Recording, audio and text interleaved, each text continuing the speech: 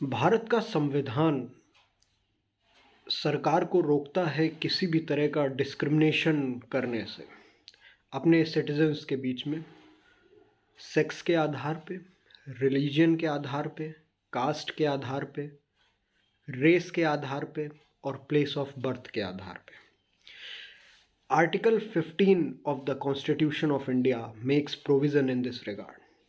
Article 15 Clause 1 strictly says that a state shall not discriminate among its citizens on the basis of the sex, caste, race, religion and place of birth or any one of them.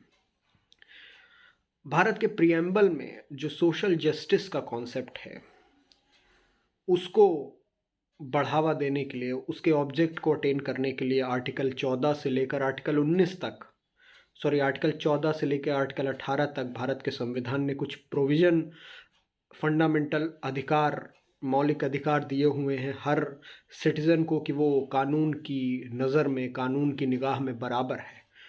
कोई भी citizen कानून से ऊपर नहीं है, हर कोई कानून के नीचे है और कानून की नज़रों में बराबर है। इसलिए राज्य यानी कि स्टेट उनको sex, caste, religion, place of birth के आधार पर डिस्क्रिमिनेट नहीं कर सकता है, ना कि और आर्टिकल 15 इसमें हमें ये मौलिक अधिकार देता है। अब आर्टिकल 15 है क्या, इसको मैं डिटेल में आपको समझाऊंगा कुछ जजमेंट्स के हिसाब से, जजमेंट के साथ।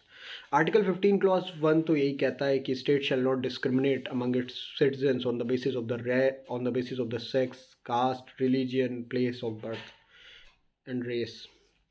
आर्टिकल 15 क्लॉज 2 ये कहता है, ये अनटचेबिलिटी से डील करता है। ये जो छुआछूत था हमारे पुराने ज़माने में, तो उससे डील करता है आर्टिकल 15 क्लॉज 2। और ये रोकता है कि किसी भी तरह की कोई डिसेबिलिटी, अनटचेबिलिटी, ना ही प्राइवेट सिटीज़न और ना ही सरकार एक्सरसाइज करेगी किसी भी व्यक्ति के खिलाफ।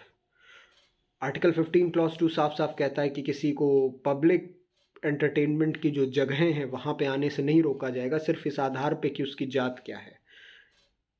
आर्टिकल 15 क्लॉज 2 ये कहता है। आर्टिकल 15 क्लॉज 3 जो है वो सरकार को, पार्लियामेंट को और स्टेट लेजिस्लेचर को पावर देता है कि वो वुमेन्स और चिल्ड्रंस के रिगार्ड में स्पेशल प्रोविज़न बना सकता है। अब पार्लियामेंट ने इसी आर्टिकल 15 क्लॉज 3 की जो पावर है उसका इस्तेमाल करते हुए काफ़ी वुमेन्स के एम्पावरमेंट के लिए काफ़ी लॉज बनाए हैं, जिनमें से जैसे कि डोमेस्टिक वायलेंस एक्ट। अगर कोई घरेलू झगड़ा है या घरेलू वायलेंस है तो उसमें वुमेन के पास डोमेस्टिक वायलेंस एक्ट के तहत बहुत अधिकार हैं।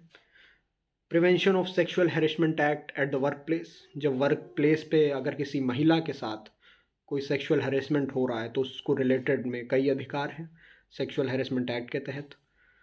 मैटरनिटी बेनिफिट एक्ट, ये सारे वो लॉज हैं जो पार्लियामेंट ने अपनी पावर आर्टिकल 15 क्लॉज 3 के तहत इनेक्ट किए हैं, special provision for the women and children. Article 15 clause 4, अब ये थोड़ा मामला है, इसको समझने वाला है। आर्टिकल 15 क्लॉज 4 पार्लियामेंट को और स्टेट को पावर देता है कि वो कोई भी special provision for the betterment of the SC/ST, educational and socially backward class के लिए बना सकता है।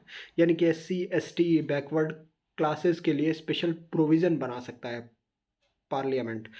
आर्टिकल 15 क्लॉज 4 ओरिजिनल कॉन्स्टिट्यूशन में नहीं था, इसको संविधान के प्रथम संशोधन फर्स्ट अमेंडमेंट एक्ट से जोड़ा गया है, जो कि फर्स्ट अमेंडमेंट एक्ट हुआ था कॉन्स्टिट्यूशन का, उससे जोड़ा गया है।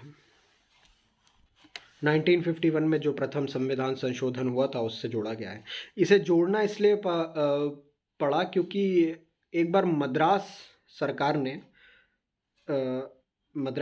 ने जो है वो एक ऑर्डर जारी किया जिससे उसने स्टेट के जो मेडिकल एजुकेशनल इंस्टीट्यूशन है और इंजीनियरिंग एजुकेशन इंस्टीट्यूशन है उनमें कुछ सीटें रिजर्व की, कुछ कास्ट के लिए, एक पर्टिकुलर कास्ट के लिए। तो सुप्रीम कोर्ट में ये एक्ट जो था मद्रास गवर्नमेंट का वो चैलेंज हुआ। इस केस का नाम है Champakam Dorairajan versus state of Maharashtra. Sorry, Champakam Dorairajan versus state of Madras, ना कि स्टेट ऑफ महाराष्ट्र। तो Champakam Dorairajan versus state of Maharashtra ये केस का नाम था। सुप्रीम कोर्ट ने इसमें साफ साफ बोल दिया कि कास्ट के बेसिस पे कोई भी रिजर्वेशन नहीं दिया जा सकता है। ये आर्टिकल 15 क्लॉज 1 के खिलाफ है और उसको वायलेट करता है। अब इस जजमेंट के इफेक्ट को नलिफाई करने के लिए पार्लियामेंट ने प्रथम संविधान संशोधन कॉन्स्टिट्यूशनल फर्स्ट अमेंडमेंट एक्ट 1951 करना पड़ा और उससे आर्टिकल 15 क्लॉज 4 को ऐड किया गया। आर्टिकल 15 क्लॉज 4 इसीलिए पार्लियामेंट को स्पेशल पावर देता है कि वो SC/ST के बेटरमेंट के लिए कोई स्पेशल प्रोविज़न बना सकते हैं। तो आर्टिकल 15(4) को लाने का जो ओरिजिन है, उसे क्यों लाया गया, वो यही है कि चंपकम दोरई राजन का जो केस है उसको उसके इफ़ेक्ट को नलिफाई करने के लिए। अब आर्टिकल 15 क्लॉज 5 ये पार्लियामेंट को स्टेट को पावर देता है कि वो एजुकेशनल इंस्टीट्यूशन जो प्राइवेट होते हैं उनमें एडमिशन के लिए रिजर्वेशन दे सकता है SC/ST और बैकवर्ड क्लासेस के बेटरमेंट के लिए। तो अब इसका भी जो ओरिजिन है वो एक केस से जुड़ा हुआ है। PA इनामदार का केस था एक, उसमें सुप्रीम कोर्ट ने साफ कहा था कि प्राइवेट एजुकेशनल इंस्टीट्यूशंस में सरकार रिजर्वेशन नहीं दे सकती है।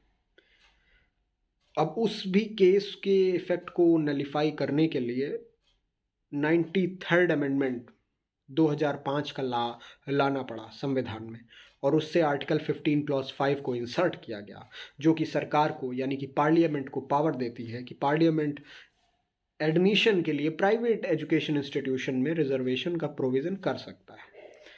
अब आर्टिकल 15 क्लॉज 6 जो कि अभी जोड़ा गया है 2019 में, ये इकोनॉमिक वीकर सेक्शन जो कि वित्तीय आधार पे कमज़ोर लोग हैं, गरीब हैं, उनको आरक्षण देने की बात करता है, 10% रिजर्वेशन। ये 15 क्लॉज 6 अभी जोड़ा गया है। इसमें कई पिटीशन सुप्रीम कोर्ट में गई कि इसको चैलेंज किया कि पहले तो ये जो 10% एडिशनल रिजर्वेशन दिया गया है, ये 50% रिजर्वेशन का जो कैप स्टेबल किया गया था Indira Sahni versus union of India के जजमेंट में सुप्रीम कोर्ट ने कि रिजर्वेशन कभी भी 50% से ज़्यादा एक्सीड नहीं कर सकता है, उसको वायलेट करता है, इसलिए ये अनकॉन्स्टिट्यूशनल है।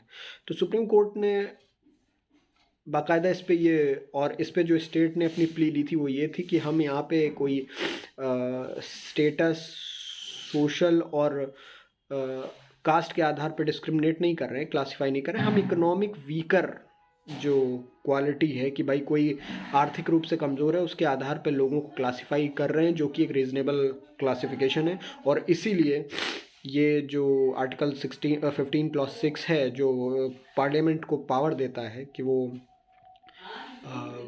आरक्षण दे सके 10% इकोनॉमिक वीकर सेक्शन को, वो कॉन्स्टिट्यूशनली वैलिड है। तो इस तरह से हम लोगों ने ये देखा कि आर्टिकल 15 जो है वो मोटा मोटा हमें ये बताता है, हमें मौलिक अधिकार देता है कि स्टेट हमारे साथ किसी तरह का पक्षपात, किसी तरह का डिस्क्रिमिनेशन नहीं कर सकती है हमारी जात, हमारे सेक्स, हमारे रेस, हमारे धर्म, हमारे प्लेस ऑफ बर्थ के आधार पे।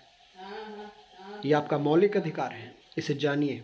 और सरकार का या उसके अधिकारी का कोई भी एक्ट जो कि आपके प्रति पक्षपात करे इन आधारों पर, इसे असंवैधानिक डिक्लेयर कराइए। और असंवैधानिक डिक्लेयर कराने का तरीका ये है कि सुप्रीम कोर्ट में रिट पिटीशन आर्टिकल 32 के तहत और हाई कोर्ट में रिट पिटीशन आर्टिकल 226 के तहत जाती है, और तब माननीय सर्वोच्च न्यायालय या माननीय उच्च न्यायालय इसको नल एंड वॉइड डिक्लेयर करता है, किसी भी ऐसे एक्ट को, किसी भी ऐसे कानून को जो सिटीजन्स में पक्षपात करे on the basis of the religion, race, caste, sex और द प्लेस ऑफ बर्थ।